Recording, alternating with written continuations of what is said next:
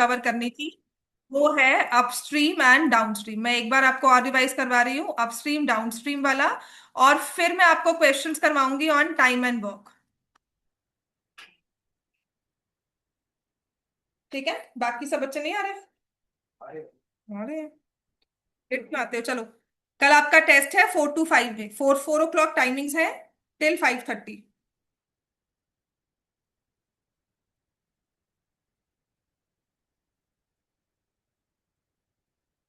हाँ जी, कहाँ से निकल कर आए हो तुम? क्या हुआ था? तुम सब आ गए? सिर्फ वरदान नहीं है, बाकी सब आ गया ना। चलो, हमें अपस्ट्रीम डाउनस्ट्रीम वाले क्वेश्चंस कवर करने थे, टाइम एंड वर्क वाले क्वेश्चंस करने थे। लकीली तुम्हारा टेस्ट पहले बन चुका था, कल तो बाय चांस में जाना पड़ गया तभी क्लास ऑफ हुई है, वरना टेस्ट बिल्कुल प्रिपेयर्ड था तुम्हारा। राइट, तो ये क्वेश्चंस अब पेपर में नहीं है, उस वाले टेस्ट में नहीं है, पर आगे वाले में टाइम एंड वर्क वाले, टाइम अपस्ट्रीम डाउनस्ट्रीम वाले ये वाले क्वेश्चन नहीं होंगे। बट ऐसा नहीं है कि वो टेस्ट ऐसा कुछ नहीं है कि डिफिकल्ट भी नहीं है, या बिना पढ़े आओगे तो हो जाएगा, पढ़कर जरूर आना।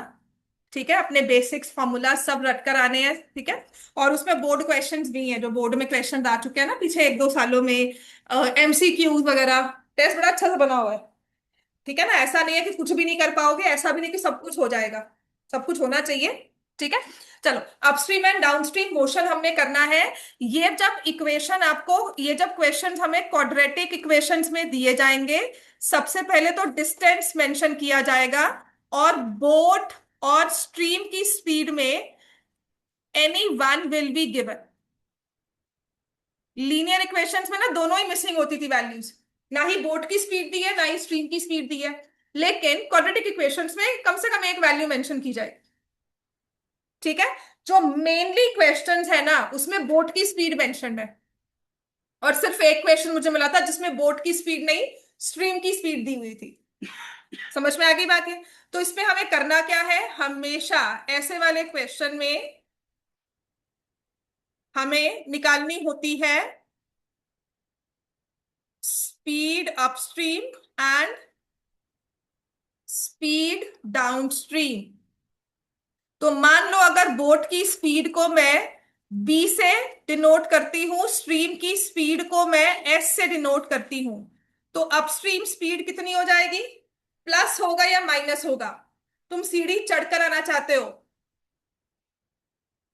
If you are climbing stairs, climb करना मुश्किल होता है या गो डाउन करना मुश्किल इजी होता है? मतलब बताओ मुश्किल क्या चीज है, कमिंग अपस्टेयर्स और गोइंग डाउनस्टेयर्स? अपस्टेयर्स। तो ये अपस्ट्रीम वही मोशन है, तुम्हें ऊपर चढ़ना है, तो अभी स्लाइड पर। अब बताओ अभी यहाँ ऐसे चढ़कर जाना है, तो हाफोगे कि नहीं हाफोगे? है ना? तो स्पीड कम हो जाएगी, this is B minus S, boat की स्पीड से, क्योंकि बोट को चढ़ना है, उसको दम लगाना होगा अपना, तभी आगे बढ़ पाएगी। समझ में आ गई बात? ये हमेशा बोट की स्पीड को पहले लगते हैं माइनस में, that is very important upstream में, क्योंकि हमें लगता है एक्स है, x-5 कर दो। अरे एक्स क्या है, बोट की स्पीड है या स्ट्रीम की speed? So we'll have to be very careful. ऐसे ही स्ट्रीम डाउन स्ट्रीम, आप स्लाइड पे खड़े हो ऊपर, ये चढ़ गए स्लाइड पर, अब नीचे आना है, कितना अच्छा होता है, मजा आता है, जूते मिलते हैं, है ना? हाँ, वही चीज है यहाँ पर, दैट इज बाय B+S। अब इसमें मैटर नहीं करता x+6 लिखो या x6+x लिखो, यहां पे फर्क पड़ता है, तो इसीलिए वी से boat minus stream, boat plus stream. बात समझ में आ गई? हमेशा इस टाइप ऑफ क्वेश्चन में एक स्पीड मेंशन होगी, क्योंकि मोस्टली ये क्वाड्रेटिक में ही आता है।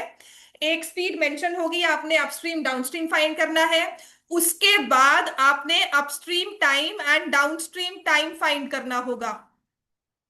अब मैं 100% कभी नहीं बोलती हूँ, क्योंकि मुझे पता होता है एक क्वेश्चन ऐसा है, कोई मेरे पास कल वेरीफाई करके आ जाए, मैम आपने कहा था इक्वेशन तो टाइम में बनती है। कोई ना कोई ऐसा इक्वेशन टेढ़ा मेढ़ा होता ही है कि जिसमें हम इक्वेशन टाइम में नहीं बनाते, वो आप लोगों को नहीं आएगा। अब मैं ये भी नहीं बोलती हूँ, बिकॉज मेरे वर्ड्स ये जिंक्स होते हैं, जब मैं बोलती हूँ नहीं आएगा ना पेपर में, वही आता है। सीरियसली 3 4 साल में लगातार देख चुकी हूँ। तो अब मैं आपको ये कह रही हूँ कि जब भी मैक्सिमम नंबर ऑफ टाइम्स आपका जो क्वेश्चन विच इज लाइक 99% आपके केस में, है ना, वो चीज हमेशा इक्वेशन टाइम में ही बनेगी। राइट, तो आपने वही एक्स की टर्म्स में टाइम निकालना है, अपस्ट्रीम का टाइम निकालना है, डाउनस्ट्रीम का। देन आपको या तो दिया होगा टाइम डिफरेंस या दिया होगा टोटल टाइम। कि गए वापिस आए 4 घंटे लग गए, तो जाने का टाइम प्लस वापस आने का टाइम। मैं कह रही हूं जाते हुए 2 घंटे लगे, वापसी आते हुए 3 घंटे लगे, तो टाइम डिफरेंस इज 1 आवर। जाने में और आने में 1 घंटे का फर्क है। जाने का टाइम 1 आवर लेस है, आने का टाइम 1 आवर लेस है। तो कंपैरिजन कर लोगे टाइम में। हमेशा ऐसे वाले क्वेश्चन में कंपैरिजन टाइम में ही होगा। बात समझ में आ गया सबको ये? चलो, अब इस पे क्वेश्चन मैं आपको 3 तरह के क्वेश्चंस करवाऊंगी इसमें, बाकी सारी आपकी असाइनमेंट में कवर हो जाएंगे। इसमें लिखा है motor boat whose speed is 18 kilometre per hour. Motor boat की स्पीड है 18 किलोमीटर पर आवर। अच्छा, ये स्पीड भी ना पता किस में दी होगी? In still water. ये देख लेना, कभी आपको ये अपस्ट्रीम स्ट्रीम दे दी ना, आप कहोगे मैं तो माइनस करके आया हूं मैम, आंसर गलत क्यों आ गया? दैट इज वेरी इंपॉर्टेंट कि स्टिल वाटर है, कोई धक्का नहीं मिल रहा उसको। बोट अपनी स्पीड पे चलेगी तो वो 18 की स्पीड पे चल सकती है, उसके इंजन में इतनी पार है। बात समझ में आ गई? Takes 1 hour more to go upstream. अब तुम अगर मुझे भी देखोगे ना, if you see what I do regularly, मैं क्या करती हूँ, इंग्लिश में तो मैं क्वेश्चन लिखवा कर ना उसे हिंदी में एक्सप्लेन करती हूँ। तो मैं अपने आप को भी पेपर में वही करना होता है। बात समझ में आ गई? इससे समथिंग मुझे जो ना मेरे टीचर थे 25 years बैक, उन्होंने कहा था, उन्होंने सीरियसली कहा था, कहते वी स्पीक इन इंग्लिश, आपके क्वेश्चंस इंग्लिश में है बट आप समझते हिंदी में हो, तो हमेशा ट्रांसलेशन करना, अपने आप को बोलना। स्पीड है 18 किलोमीटर इन स्टिल वाटर, हर एक टीचर वही करता है। टेक्स 1 hour more, टेक्स 1 घंटा ज्यादा लेती है टू गो अपस्ट्रीम, अपस्ट्रीम जाने में 1 घंटा ज्यादा, then to return, then to return to the same spot. अब जाना अगर अपस्ट्रीम है तो आना क्या होगा? डाउनस्ट्रीम हो जाएगा ना। तो वही चीज आपको सच में कह रही हूँ, कुछ नहीं समझ में आएगी ना, तो हमेशा उसको बैठकर अपने ना कंफर्ट लैंग्वेज में ना उसको हमेशा ट्रांसलेट करना कि कहा क्या जा रहा है मुझे। So find the speed of the stream, ये क्वेश्चन है हमारे पास। ठीक है, तो जो फाइंड करने को कहा जाता है ना, 24 kilometre to go 24 kilometre upstream, then to return to the same spot. ठीक है, तो इस क्वेश्चन में सबसे पहले तो सपोज करेंगे, हमेशा ना अपने वेरिएबल को फिक्स करना है। Let the speed of stream, सोचना ना यहीं से शुरू करेंगे कि एक्स किसको ले, इक्वेशन नहीं फॉर्म करनी, पहले पहले देखना है कि हमारा वेरिएबल क्या है, इसमें किस चीज को शो करता है जो मुझे निकालना है। मुझे पूछा क्या गया है, फाइंड द स्पीड, तो मैं स्पीड ही ले लूंगी x किलोमीटर। तो फिर मैं सर्च करूंगी कहीं ना कहीं बोट की स्पीड मेंशन की हुई है, बिल्कुल, तो हम लिखेंगे स्पीड ऑफ बोट। अब अपने स्टेप्स याद रखने हैं, वो तुम्हें दे दिया 18 किलोमीटर पर आवर, इसके बाद क्या निकालना होता है? Speed upstream, speed downstream. So I will find speed upstream, किसी भी ऑर्डर में, कि पहले मैम अपस्ट्रीम क्यों लिखा, भी डाउनस्ट्रीम लिख लो, कोई फर्क नहीं है, लिखो तो सही। ठीक है ना, वाई मैम अपस्ट्रीम ही पहले क्यों लिखे, तुम्हारी मर्जी है, डाउनस्ट्रीम ही पहले क्यों लिखे, तुम्हारी मर्जी है, दोनों लिखनी है। स्पीड अपस्ट्रीम क्या होगी, शुड आई राइट x-18? ठीक है, अगर मैं x-18 लिखती हूँ, हाँ जी बताओ प्रभनूर, x-18 ठीक है, if I right upstream speed? चल कौन रहा है? बोट चल रही है ना, तो उसकी स्पीड को आगे आना है, 18 - x kilometre per hour. Speed तो चलती रहेगी, अपना स्ट्रीम तो चलती रहेगी, बोट को कवर करना है डिस्टेंस, स्ट्रीम को नहीं कवर करना। सो डाउनस्ट्रीम स्पीड, अब इसमें 18 + x लिखो या 18 - x, कोई फर्क नहीं पड़ने वाला। Then find time upstream.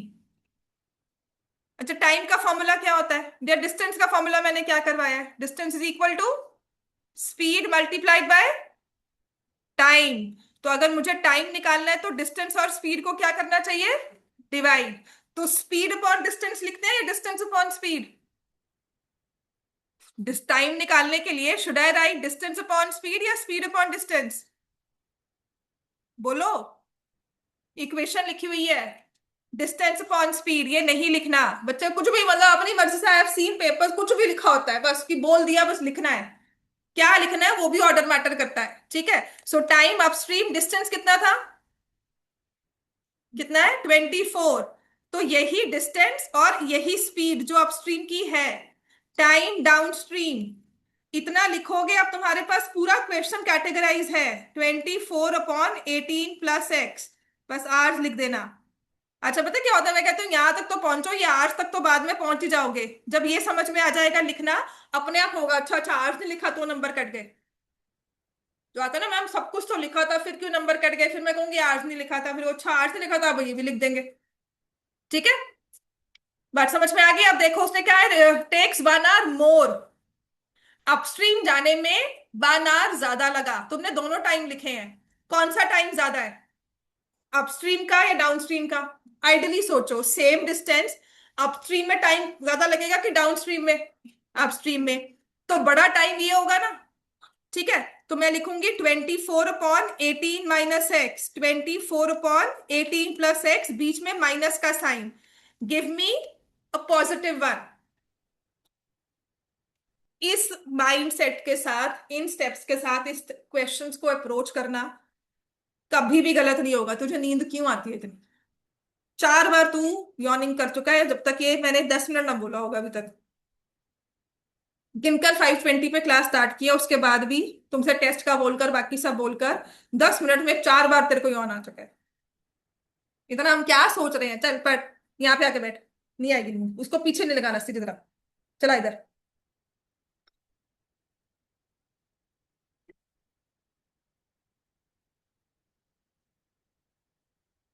चला आगे बैठे। आगे से यही बैठना है, इसकी सीट फिक्स है ये जब मर्जी आए इसकी सीटें खाली रहेगी। चल, चलो इक्वेशन सॉल्व करो बच्चों सब। चल, हम्म, चलो करो, अब इक्वेशन सॉल्व करो। अच्छा मुझे दिखेगा भी तुम क्या लिख रहे हो, चल।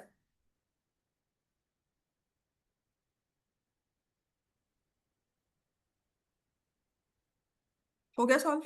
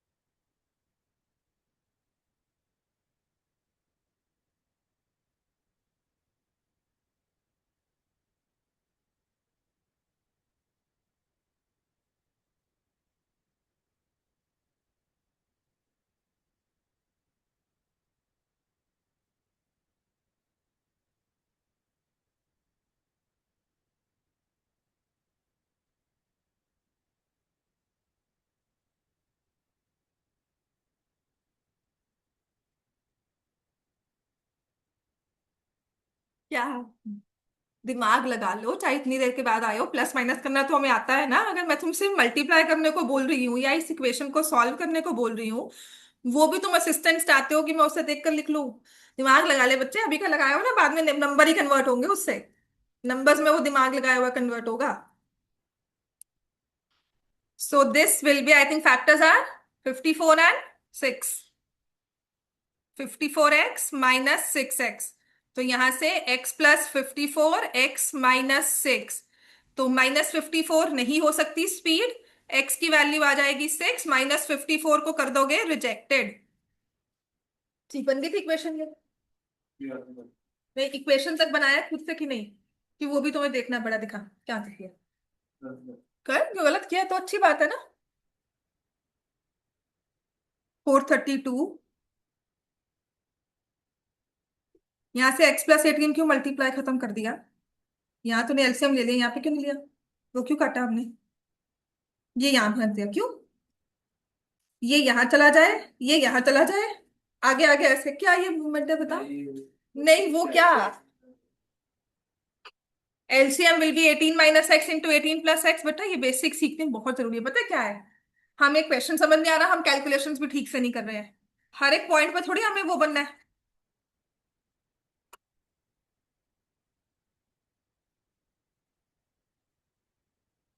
ऐसे, ठीक है, 24 सॉरी, और 18 + x, और ये -24, 18 - x, ऐसे आएगा इक्वल टू 1, फिर क्रॉस मल्टीप्लाई हो जाएगा, and then you'll get that.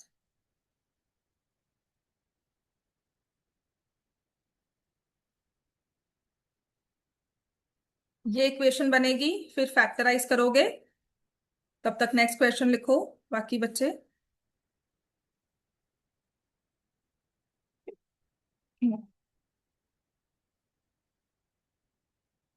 Motor boat whose speed is 9 kilometers per hour goes 15 kilometer downstream, goes 15 kilometer downstream and returns to the same spot in total of 3 hours 45 minutes. In total of 3 hours 45 minutes, find the speed of stream. अब खुद से वो 4 steps जो मैंने follow करने को कहा था वो उसको खुद से फॉलो करो। आपको डिस्टेंस गिवन है, एक स्पीड गिवन है, दूसरी को एक्सपोज करना है, फिर अपस्ट्रीम निकालना है, फिर डाउनस्ट्रीम, फिर time, speed upstream, speed downstream, time upstream, time downstream, और फिर आपको इक्वेशन फॉर्म करनी है। ये 4 स्टेप्स है, दिमाग में बिठा लो। इतने हिस्ट्री के क्वेश्चंस और डेट्स रट्टे मारते हो, इसको रट्टा मारना क्या मुश्किल है?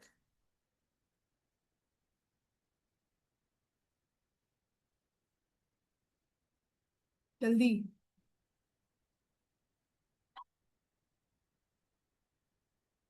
और वो क्वेश्चन करवाऊंगी जो हमारे पास है स्पीड ऑफ बोट वाला। वो सिर्फ इकलौता क्वेश्चन, मुझे इतनी बुक्स में सिर्फ इकलौता एक क्वेश्चन मिला था। आई डोंट नो आपके असाइनमेंट मैंने कवर किया कि नहीं।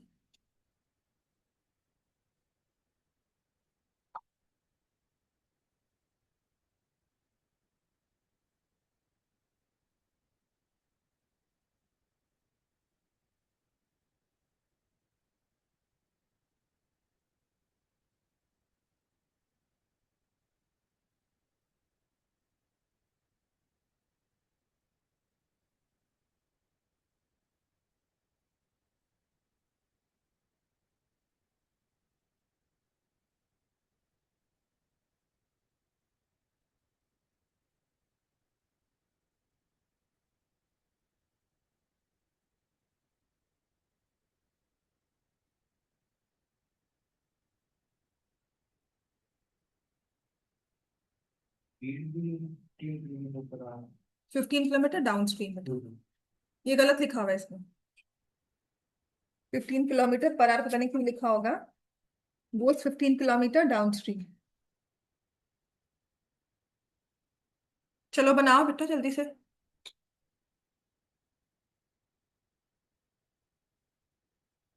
क्या लिखा है इसमें?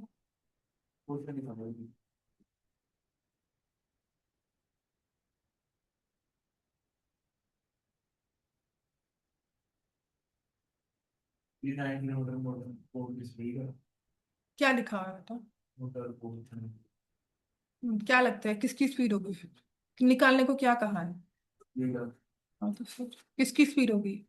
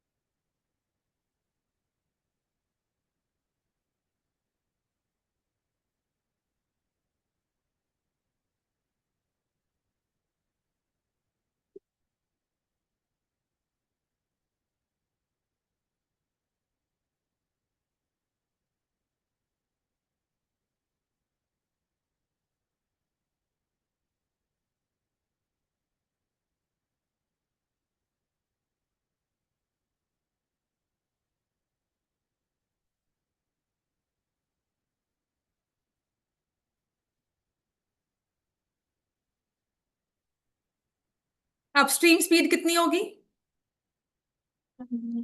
9 - x। स्पीड डाउनस्ट्रीम कितनी होगी? टाइम अपस्ट्रीम कितना होगा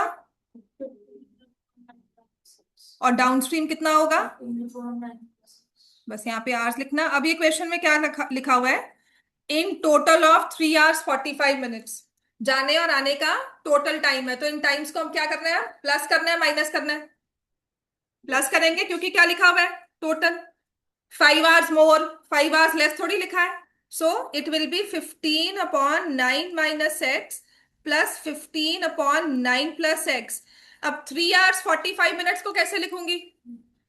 मिनट्स को आवर्स में कन्वर्ट करेंगे। 45/60। ये अंडरस्टैंड दिस पॉइंट? 45 मिनट्स को ही, क्योंकि हम सब कुछ आवर्स में ले रहे हैं, तो मिनट्स को आवर्स में कन्वर्ट करना ही, एक चीज को कन्वर्ट करना आसान होता है रादर देन सभी को कन्वर्ट करना। तो मैंने यहां से अब इसको ये लिखा, दिस इज 3/4, 4 3 12, तो ये 15/4 फ्रैक्शन बन जाएगी। 3 hours 45 minutes मीन्स 15/4 hours। तो अब देखो सारे, ये इतने घंटे, ये इतने घंटे, दोनों को प्लस किया तो 15/4 hours, सभी यूनिट कंसिस्टेंटली आवर्स में हो गया।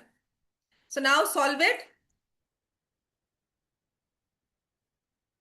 15 × 9 + x plus 15 × 9 - x, 9 - x, 9 + x, that will be equal to 15/4। अब देखो यहां से 15x 15x कट जाएगा, ठीक है? तो ऊपर जो मेरे पास रहता है वो है 2 × 15 × 9, 81 - x², 15/4। ये 15 का फैक्टर भी कैंसिल हो गया। सो 81 - x², 18 4 = 72। So 81 - 72 is equal to x square. X square is 9। अब यहां से क्वाड्रेटिक इक्वेशन की तरह भी सॉल्व कर सकते हो। x² - 9 = 0, x + 3, x - 3 = 0, तो जिससे आ जाएगा x की value -3 + 3, -3 rejected, speed can not B negative. So speed of stream is 3 km/h। Solving की स्पीड, सच में अगर यहां से देखकर क्वेश्चन सॉल्व कर रहे हो, घर जाकर इतनी मेहनत करो कि ये क्वेश्चंस को सॉल्व कर लो। अब इसी पर एक क्वेश्चन है जहां पे स्पीड ऑफ बोर्ड निकालनी है आपको, ठीक है? आई डोंट नो आपकी बुक्स में मेंशन है कि नहीं है, पर लिख लो। समझ में आ गया? नेक्स्ट लिखो।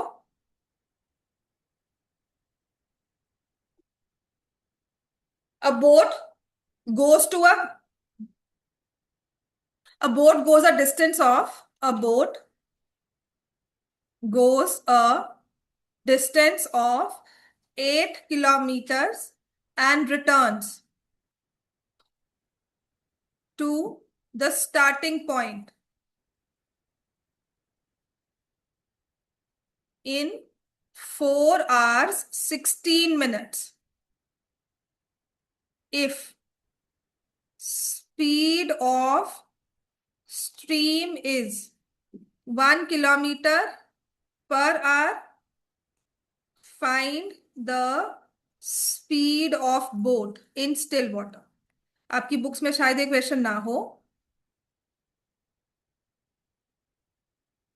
ये करो, मैंने क्वेश्चन देखा था which is on time and work, इसमें तो लिखा हुआ है।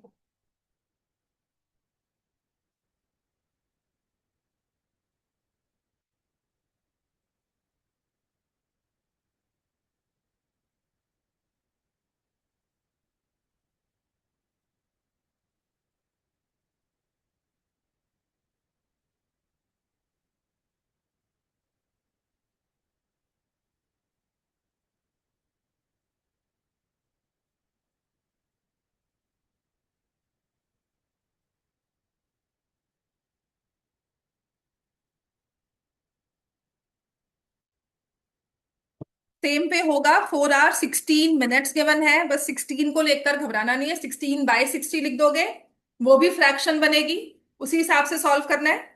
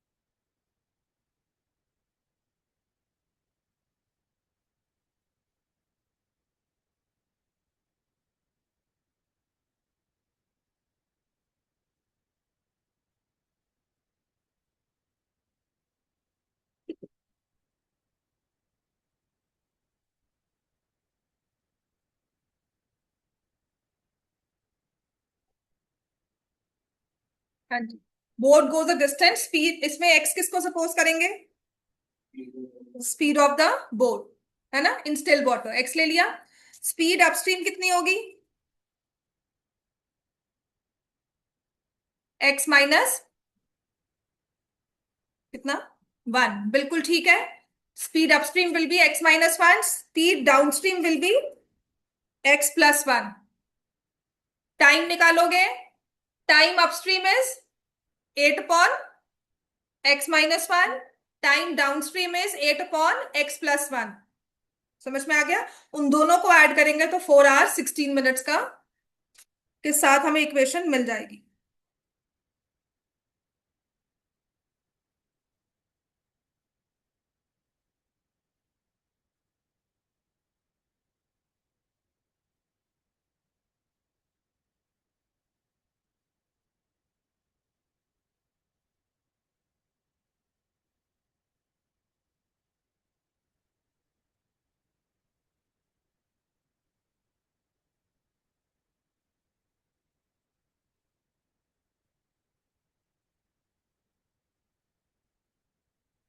फिर सही।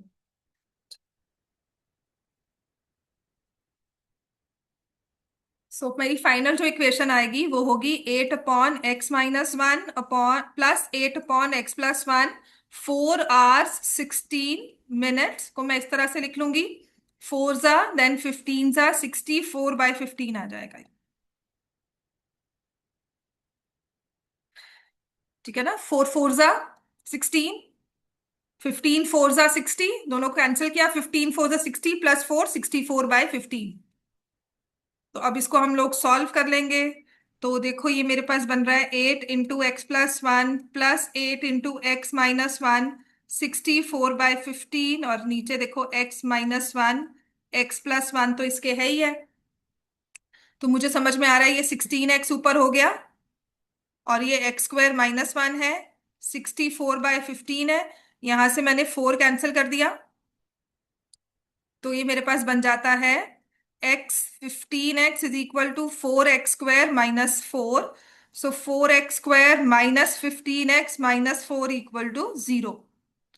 फैक्टर्स करेंगे तो 4x² इजी है ना, -16x + x - 4 = 0। 4x कॉमन लिया, x - 16 + 1 कॉमन लिया, x - 4, सॉरी, ठीक है। तो 4x+1 × x - 4 = 0, x की वैल्यू -1/4, x की वैल्यू 4, -1/4 रिजेक्टेड। स्पीड नेगेटिव नहीं हो सकती और बोट की स्पीड से कम नहीं हो सकती। अगर ये प्लस में भी आंसर आता तो बोट की स्पीड से स्ट्रीम की स्पीड को कम नहीं कर, मतलब बोट की स्पीड को स्ट्रीम से कम नहीं कर सकते ना। तो x की वैल्यू 4 आ गई, तो स्पीड ऑफ बोट आ गई मेरे पास 4 km/h। ठीक है, नेक्स्ट है अपने पास, लिखो। हाँ, अब है question on time and work. तो ये क्या, 2 क्वेश्चंस करवाऊंगी टाइम एंड वर्क के, शायद आपके असाइनमेंट में ना हो, लिख लो। सो 2 questions mainly on time and work.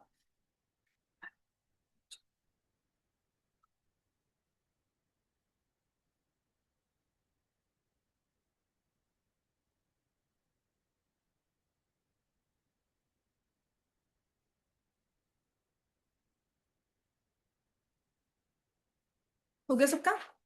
So questions on time and work now. अब हमारे पास कैटेगरी है टाइम एंड वर्क, सिर्फ एक पाइप्स एंड वाली क्वेश्चंस रह गए। बाकी 1 2 क्वेश्चंस एक्स्ट्रा ना वो भी इन बिटवीन करवाऊंगी। आज की क्लास में मुझे जो इंपॉर्टेंट करवाना है मैं वो कवर करवा रही हूँ, ठीक है। तो टाइम एंड वर्क में पहला क्वेश्चन है, B takes 16 days less than a to do a piece of work, to complete a piece of work. If both working together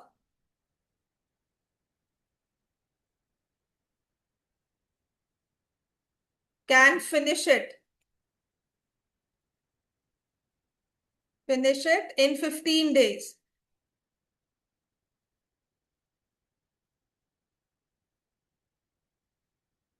how many days will be alone take to complete the work.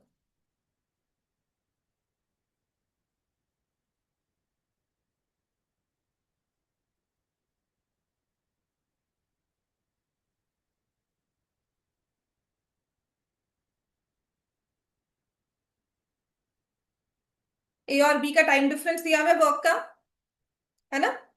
और time and work के question में सबसे जरूरी चीज होती है, हमें लेना होता है रेसिप्रोकल ऑफ टाइम। लिख लो, always take reciprocal of time. ये मैं क्यों क्यों बहुत बार समझा चुकी हूँ, रट्टा मारो, रेसिप्रोकल ही लेना। इक्वेशन एक तरह से ही बनेगी, टाइप्स का क्वेश्चन हो जाए, क्योंकि डिस्टेंस नहीं दिया होता इसमें। समझ में आ गया, हमें डिस्टेंस नहीं दिया हुआ, ना ही हमें स्पीड दी है, सिर्फ टाइम दिया होता है, तो हम इक्वेशन स्पीड में फॉर्म कर रहे हैं। तो ये डिस्टेंस अपॉन टाइम है, और यहां पर डिस्टेंस को ना या वर्क को हम 1 लेकर चलते हैं, 1 किलोमीटर लेके चल रहे हैं। बात समझ में आ गई। इस तरह से हमें रेसिप्रोकल ऑफ टाइम ही लेना है, क्योंकि हमने वर्क को 1 मान ले। भी एक काम करना है तुम्हें, ये एक क्वेश्चन करना है, उसको भी तुम टुकड़ों में कर रहे हो, उसको भी तुम 4 दिन लगा रहे हो, वो चीज है ये बात। बात समझ में आ गई, right. So B takes less than 16 days less, तो ए से कंपैरिजन हो रहा है। So let time taken by, अच्छा बी से ही ले लो क्योंकि बी का ही टाइम निकालना है ना, तो let time taken by B alone is x days। So what is time taken by A, B का टाइम ए से 16 कम है, time taken by A alone x-16 होगा, प्लस बी का टाइम कम है +16। अगर इसमें y लेते हो तो x-y करोगे, समझ, सॉरी y-x करोगे, क्योंकि a का टाइम ज्यादा है। समझ में आ गया। तो A B alone takes x +16 days। अब क्वेश्चन है कि if they both are working together, A अपना बी अपना अपना काम इकट्ठा लेकर आ रहा है, तो दोनों ने 15 days में काम को पूरा कर दिया, तो आपने क्या करना है, देखो टुगेदर लिखा हुआ है ना, तो प्लस होगा, इकट्ठे मिलकर काम किया है। तो रेसिप्रोकल लेना है आपने डेज का, तो 1/x प्लस 1/x+16 = 1/15। हर बार यही करना है, इतनों में सीख लो, जैसा टाइप दिया हुआ है ना बस इसको समझकर इतनों में देख लो, बाकी वाली चीजें ना आगे के लिए छोड़ दो। आगे जिंदगी में कभी मुलाकात होगी तो देख लेना, पर अभी के लिए फिलहाल target these type of questions like this only. 1/x 1/x/16 = 1/15, रट्टा मार लो। Few years ago I had a child, उसने कहा बच्चे नहीं, मैं कहते मैम कुछ भी कर लो, मुझे रट्टा लगा हुआ है इसका, मुझे कोई मर्जी क्वेश्चन दो, मैं रट्टा मारा हुआ है कि इसमें हमेशा ऐसे इक्वेशन फॉर्म करनी है। The moment I would dictate the question, वो मुझे फटाफट से इक्वेशन आती थी, कहती लॉजिक मत पूछो मुझसे, मुझे क्या फर्क है, नंबर चाहिए एंड में। ठीक है, तो मैं क्यों कहूंगी लॉजिक समझो या ये ऐसे करना है ऐसे करना है, वो आपकी अपनी अंडरस्टैंडिंग है। अब तो सॉल्व करना है, ये इक्वेशन तुम्हें बनाकर कोई दे देगा और तुम्हें कहेगा सॉल्व करो, इतना तो हम कर लेंगे। सीरियसली, मैंने वो बुक का ही क्वेश्चन है आपका, टाइम एंड वर्क का, पाइप्स का क्वेश्चन है। कहती मैम मुझे नहीं पता इसके पीछे क्या है क्या नहीं है, बट मुझे रट्टा लगा हुआ है, मतलब एक बार पढ़कर 2 बार पढ़कर कि ये इक्वेशन ऐसे फॉर्म होगी। कहती कल कहीं भी लिख कर दोगे, I will solve the question. और वो क्वेश्चन सच में आपसे नहीं पूछ रहा कि आपने इक्वेशन क्यों फॉर्म की ऐसे। तो इसलिए एक चीज समझो, नहीं समझ में आती तो उसको रट्टा मारो, सीरियसली कह रही हूँ, गिव अ थॉट, थोड़ा रट्टा एंड थॉट, अपने आप वो चीज समझ में आती है। मैथ्स एक ऐसी चीज है जो अपने आप फिर समझ में आती है। ठीक है, तो ये तो अब हो गया 2x+16, ये 15 से मल्टीप्लाई होगा, x² + 16x। इक्वेशन तो सॉल्व कर ही सकते हो। ठीक है ना, अब ये हमने दो एंटिटीज को कंपेयर किया, A and B.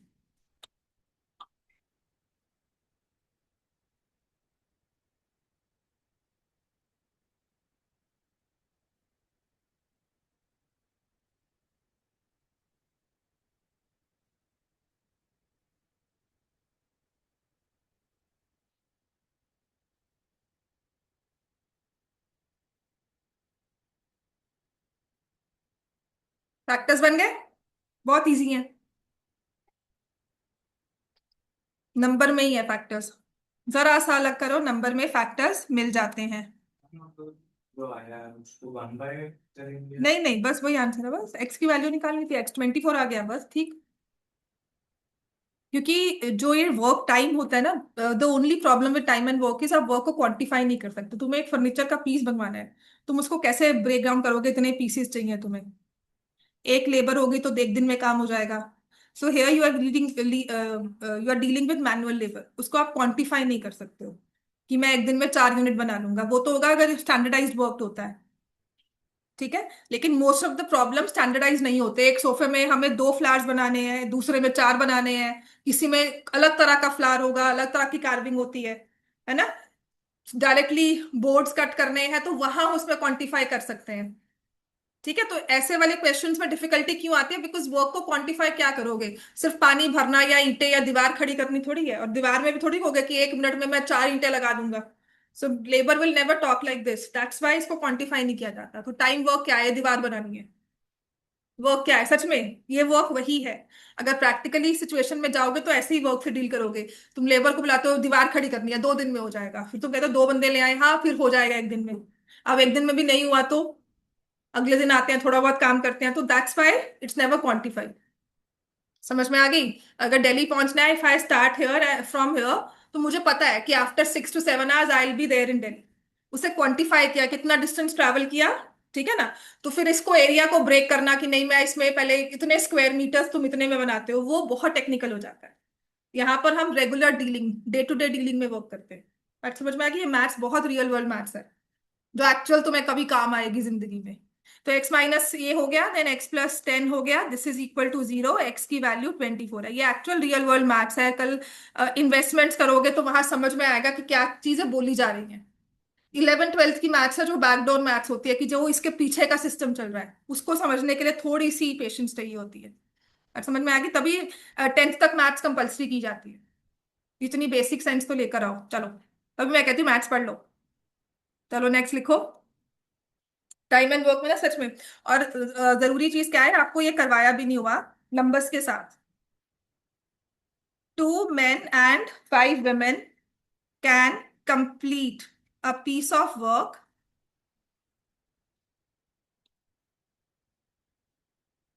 in 4 days। ये ना आपको सिर्फ एक्स के साथ करवाया गया क्वेश्चन, स्टेटमेंट प्रॉब्लम्स है इसकी। जो रियल लाइफ प्रॉब्लम्स होती है ना, जब दी जाता है कि ये ग्रुप लेकर आए हैं, अब बताओ कितने दिन में काम खत्म होगा, तो वो चीज आपको नहीं करवाई हुई। How long will it take for 1 man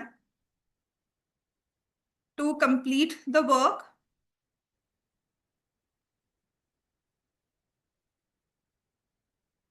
if 1 man takes 18 days less than a woman to complete the work।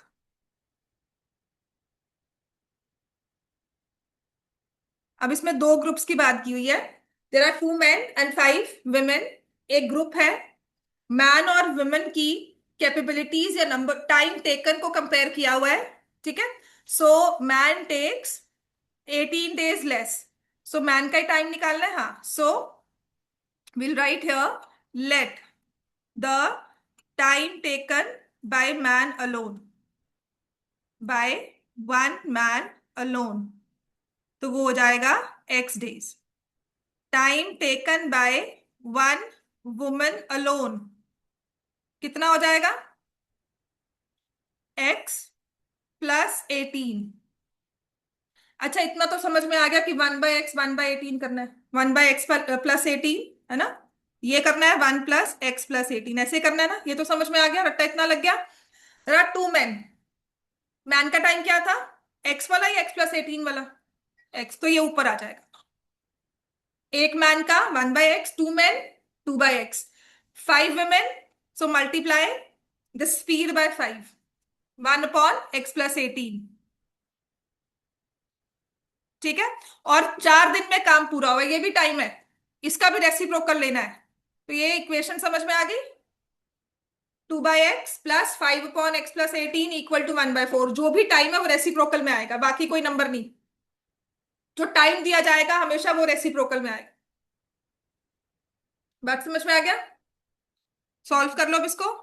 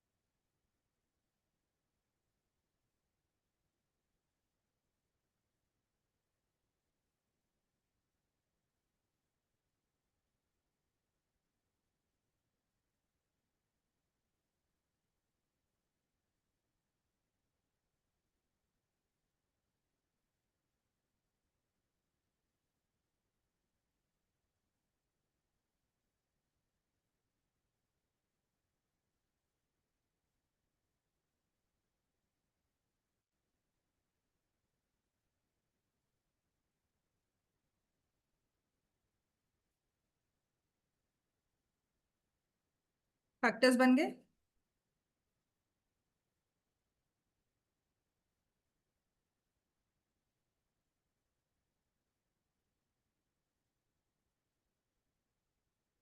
-18 +8।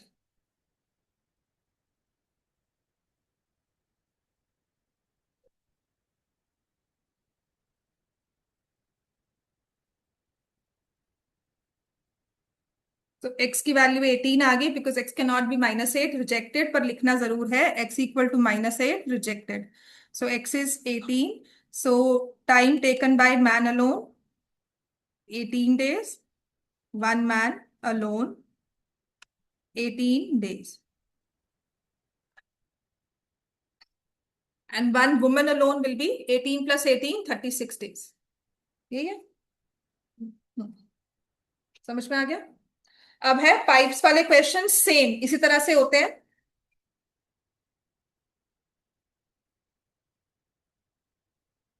मैं दो तरह के क्वेश्चंस करवाऊंगी, ठीक है, और आपका पूरा ये कवर हो जाएगा। उसके बाद चलो, मतलब नेक्स्ट क्लास में हम एपी स्टार्ट कर सकते हैं बड़े आराम से। Next class on Monday AP start हो जाएगा। 1 वीक या हद से हद 6 या 7 क्लासेस एपी कंप्लीट हो जाएगा। ठीक है, नेक्स्ट लिखो। Two water pipes together can fill a tank. Fill a tank in 9 3/8 hours. Pipe of larger diameter takes 10 hours less.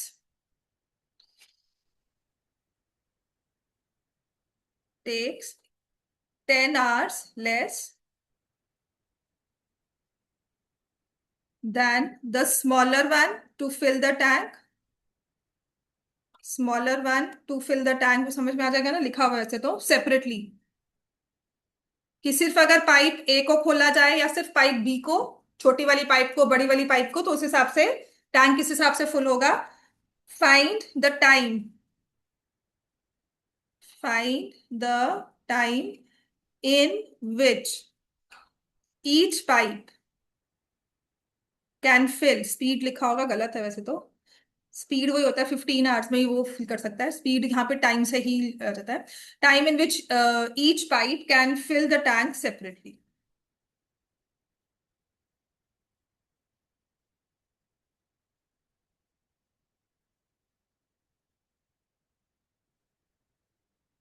ठीक है, वही एक को एक्स दूसरे को x-10 या x+10 जैसे मर्जी। ठीक है, अब बस ध्यान रखना लार्जर डायामीटर का टाइम कम है, तो आप x किसको सपोज कर रहे हो वो मैटर करता है। ठीक है, सो लेट, मैं प्लस में काम करना चाहती हूँ, let the time taken bye larger pipe x hours and time taken bye smaller, क्योंकि जितनी छोटी पाइप होगी उतना ज्यादा टाइम लगेगा। हंसने की जगह ना काम कर ले, सीरियसली। पता क्या है, तुम इधर उधर डिस्ट्रैक्ट तो बहुत होता है, मुझे पता दिमाग में क्या चल रहा होगा, हंसी आती है। पहले सच में फोकस ये करो कि काम हमारा सच में, मैं सच में कह रही हूँ, पहले फोकस ये करो कि मेरे को मैथ समझ में आए। तुझे समझ नहीं आ रही है इक्वेशन फॉर्म करने में, इवन इफ आई से यू फॉलो अ प्रोसेस, तुम नहीं फॉलो कर रहे हो उसको, दिमाग डिस्ट्रैक्ट सच में होता है। बेटा नंबर चाहिए ना तो करना होगा, मैं तो बोलूंगी यहाँ पे बैठकर। द मोमेंट मुझे तुम में प्रोग्रेस दिखनी शुरू होगी ना, मैं सब कुछ इग्नोर करूंगी। जहां मुझे प्रोग्रेस नहीं दिखती ना, फिर मुझे होता है कि बच्चा क्यों सीरियस नहीं है।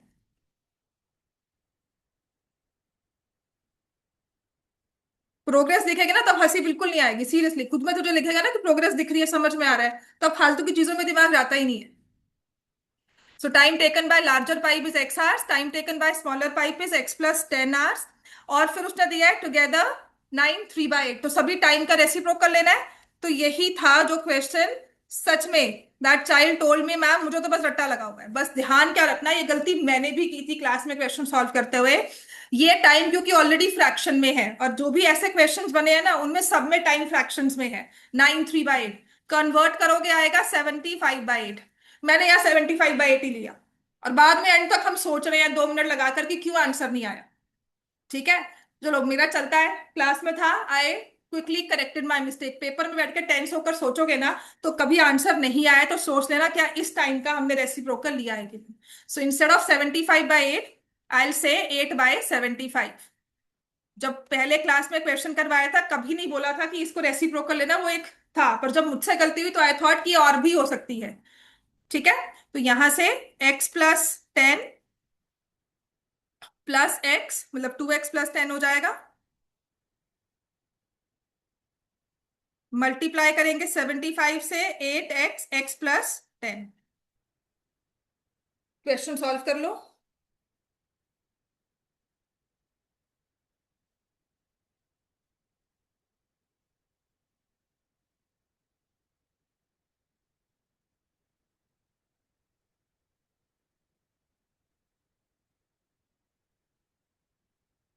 इसके बाद ना 3 क्वेश्चंस करवाऊंगी।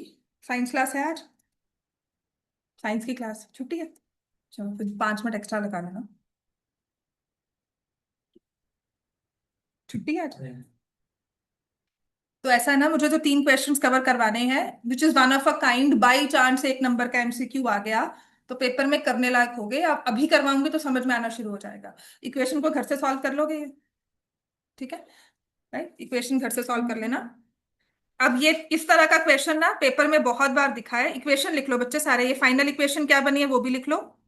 इफ यू वांट कि ये सॉल्व हो जाए, 150x+750 8x² + 80x, तो ये आ जाता है 8x² -70x -750 = 0, है ना। तो मैं इसमें से 2 कॉमन ले लूं, 4x² -35x -375 = 0। ये इक्वेशन बननी चाहिए।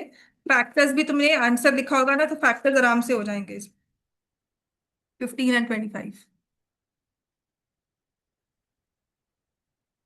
कुछ गड़बड़ हुई है, 150 750 नहीं 70 आएगा, फिर 35 आएगा तुमसे।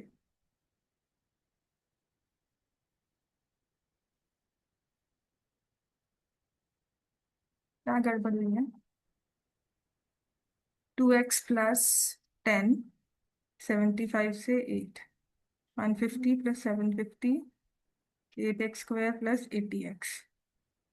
ये यहाँ पे नहीं, यहाँ पर गया माइनस। हम्म,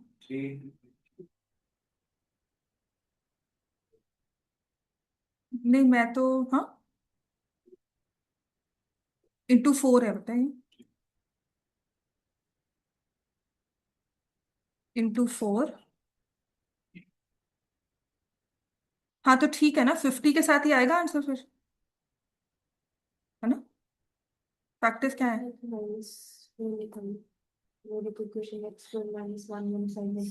अच्छा 115 आ रही है, ठीक है। अब इसके फैक्टर निकालो, 15 तो उससे भी आ जाएगा ना, 100 + 15 आएगा तेरा, 750 टू 1500, 1500 का ये, हमें 35 चाहिए, 50 × 30,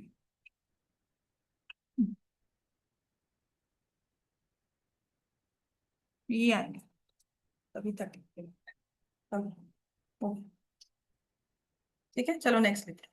हो गया ना, फैक्टर्स भी हो गया। चलो अब इसका एक क्वेश्चन और है, वो कभी क्लास में फिर करवा दूंगी, पर जो सब इंपॉर्टेंट वाले हैं ना वो लिखो, वो मुझे करवाने होंगे। सो हमने रियल एंड इक्वल रूट्स के बारे में तो बहुत क्वेश्चंस किए थे कि if the equation has real, ये एमसीक्यू में ना और बोर्ड में भी आ चुके हैं। इसमें ना आपको लिखा जाएगा the equation has real roots.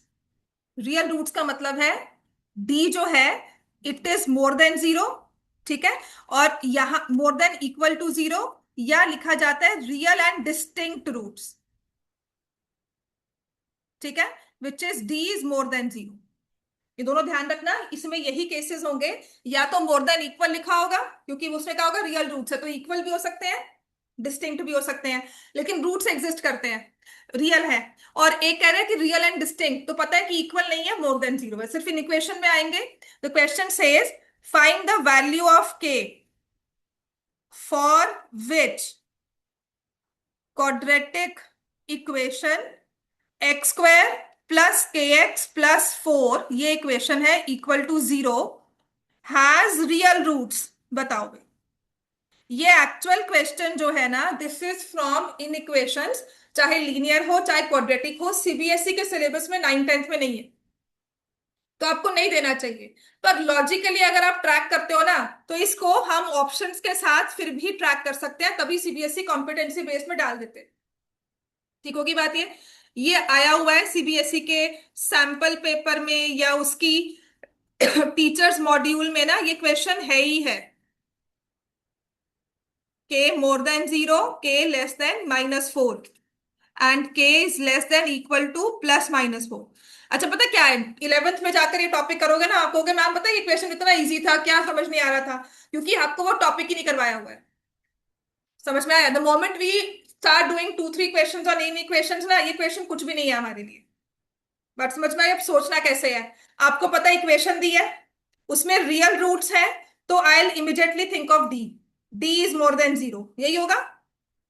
Real roots दिए हैं तो D more than equal to zero होगा। समझ में आ गया?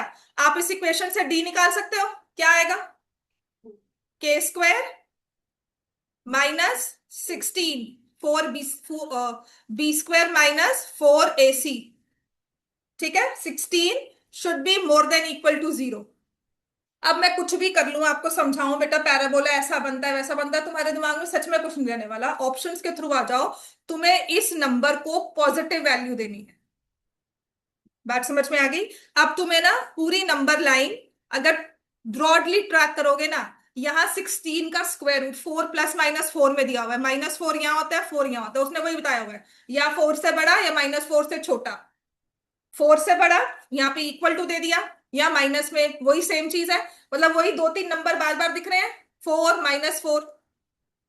अब नंबर लाइन पे आ जाना, इंटरवल के हिसाब से देखो, तुम्हें कहा गया या तो लेस देन 4 हो, या -4 to 4 में बैठा हो, या 4 से बड़ा।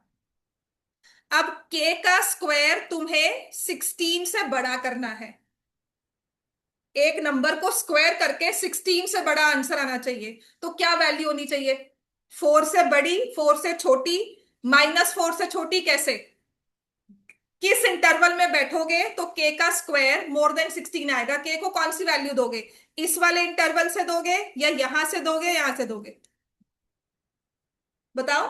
4 to, if I go more than 4, अगर मैं कोई भी नंबर यहां इस वाले से उठाती हूँ, इस वाली कैटेगरी से उठाती हूँ, कोई भी नंबर ले लू, तो k² ऑलवेज मोर देन 4 होगा, तो मेरे पास एक तो वैल्यू आ गई, k should be more than equal to 4।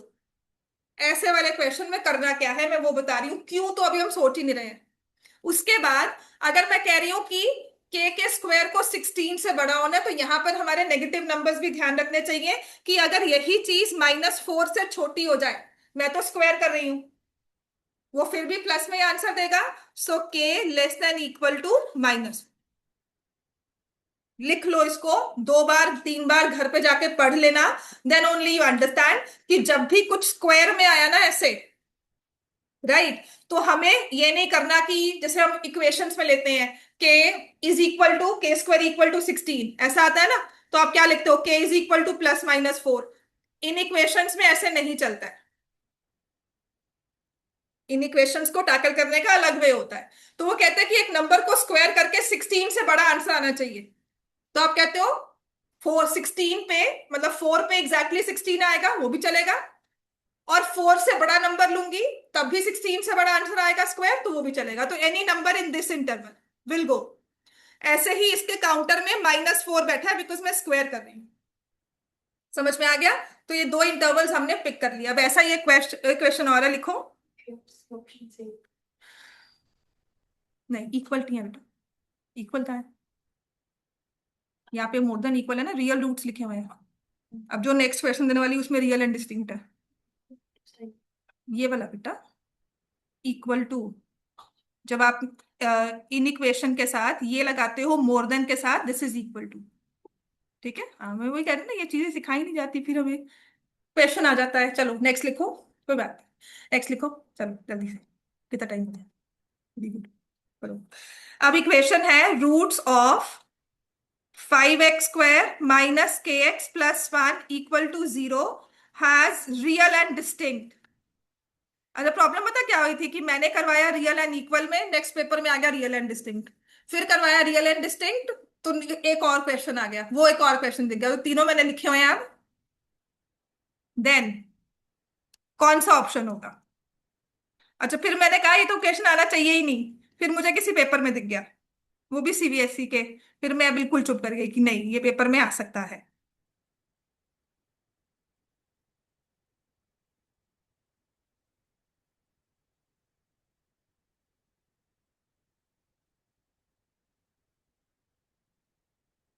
अच्छा, हमारी स्टेज पे क्या होता है, बिकॉज इन इक्वेशंस की हुई है तो लगता है कि तो बड़ा आसान है। आई हैड अ स्टूडेंट, सीरियसली बता रही हूँ, उसने मुझे कहा मैम आपने इक्वेशन, उसने मुझे 12th के बाद आकर कहा कि मैम आपने इक्वेशन करवाया था ना, ये तो कितना आसान है देखना। मैं कहा मैं उस टाइम तुम्हें ग्राफ भी बनाकर दिखाए थे, तब भी तुम ऐसे मुझे वो कौन सी वाली लुक्स होती है ना कि पता नहीं क्या करवा रही हूँ, कौन सी मैं कोई फ्रेंच पढ़ा रही हूँ, वैसी वाली लुक्स दी थी। और कहता मैम देखो कितना आसान है, तो पहले बोला है नेगेटिव है, यहाँ पे आएगा। मैं कहा बिल्कुल बेटा, वही तो चीज थी। कहता आपको आता है ये मेथड? मैंने कहा हाँ, मुझे आता है।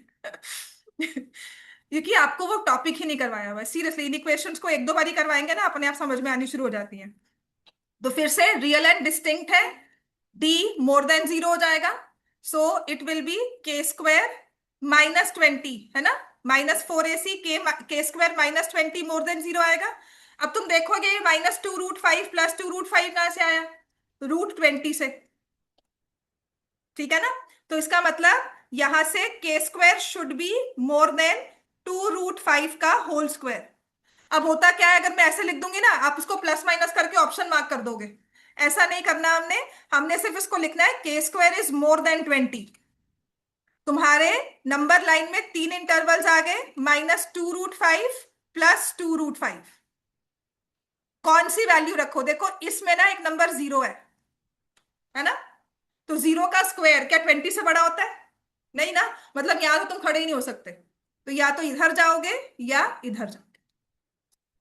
बात समझ में आ गई? So either it should be, either b और सी, मोर देन 2√5 और less than -2√5। So either b और सी, दोनों में से किसी एक जगह लाई कर सकते हैं, या तो 2√5 से बड़ी वैल्यू हो या -2√5 से छोटी वैल्यू। अब ऐसा ये क्वेश्चन और है, लास्ट लिख लो, ऑलमोस्ट ये चैप्टर पूरा है जो। हाँ हाँ, लिख लो लिख लो।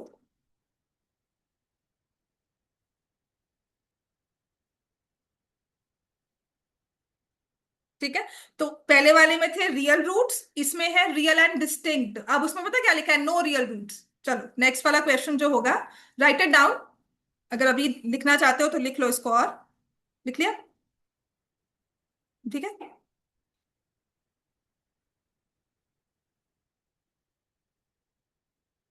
तो यहां पर आप इसको हिंट में लिख सकते हो, pick intervals and solve through, जैसे आना ही आपको ये ऑप्शंस के साथ चाहिए, सॉल्व थ्रू ऑप्शंस। ठीक है, नेक्स्ट है हमारे पास for 2x² plus bx plus 8 equal to 0 if roots are not real then -8 less than b less than 8, -6 less than b less than 6, c -8 more than b more than 8, d none. Not real में क्या होता है? d less than 0। देखो बात वही फिर से इसकी आ रही है, b² -4ac, 4 × 8 16, 4 × 2 सॉरी 4ac है, 4 × 2 × 8 64 हो जाएगा। अब इस 64 के स्क्वायर रूट से तुम्हें 8 मिल गया। अब वही चीज है, एक -8 एक +8, है ना। अब तुम्हें b² को 64 से छोटा रखना है, तो 8 से बड़ी वैल्यू जाओगे या 8 से छोटी वैल्यू? 8 से छोटी। और -8 से बड़ी, तो हमारा इंटरवल क्या हो गया? -8 से बड़ा। ये तो कुछ होता ही नहीं है सीरियसली, ये वाली इक्वेशन होती नहीं है कि -8 से बड़ा और 8 से छोटा। दिस इज इनफैक्ट राइटिंग, ऐसे लिखते ही नहीं है कभी भी, -8 से छोटा और 8 से बड़ा, इसको ऐसे कभी नहीं लिखते। ठीक है, so answer is a part, it lies between these two values, b की वैल्यू लाइज इन बिटवीन। समझ में आ गई बात है? ठीक है, चलो अब नेक्स्ट, कल आप लोगों का होगा टेस्ट 4 o'clock।